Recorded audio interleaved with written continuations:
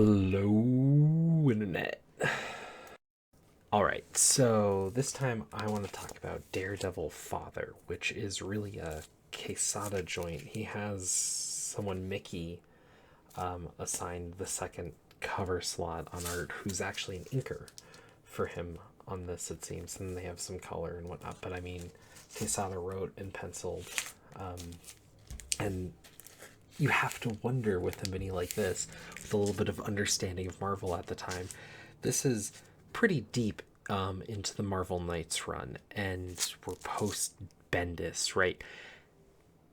Quesada at this point is running a good part of Marvel. He's the man in charge, and he's taking time to pump out this.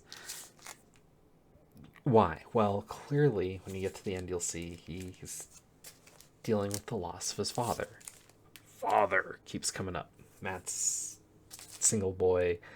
And it's clear with the way Quesada pushed things and whatnot, Daredevil was his guy, his character. He's shown love all across Marvel, but there's something here. He took time to do this. And this mini does a lot with Daredevil. It reaches back to Hell's Kitchen at a point where Hell's Kitchen's supposedly relatively crime free. He's cleaned it up, which is an interesting reflection off of the fact that Hell's Kitchen, we're in New York. Crime isn't as rampant, things are cleaned up, gentrified. So we're dealing with that. There's this aside with the Sumerians, who are supposed to be this new superhero group. There's some tension, but it doesn't really amount to much in the story. What's bigger is this story about someone who wants to sue the power plant because she got cancer. You find out there's a lot of other misery in her life, and we're led to believe she's being abused by her husband, who's kind of a jerk, and a few other things. And it comes together in this incredible ending that's not just a twist ending, but something that actually reaches back and ties to and makes Daredevil's origin a touch darker in a way that I think actually flows. It's a crazy miniseries. I don't want to give away the ending too much because it is just a lot of stuff.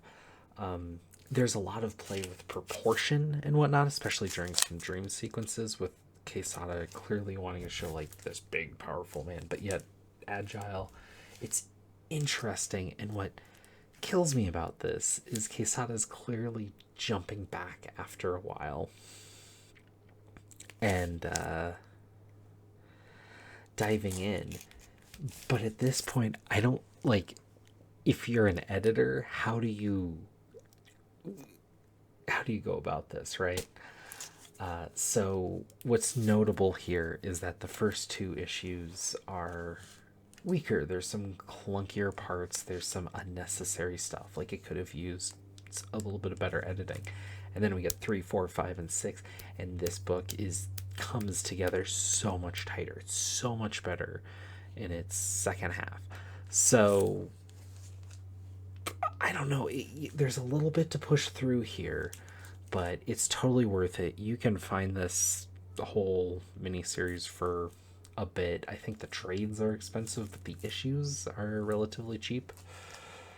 So I don't know. I want to recommend it. I think it's a good Daredevil mini, and I was a little worried at first, but this grabbed me.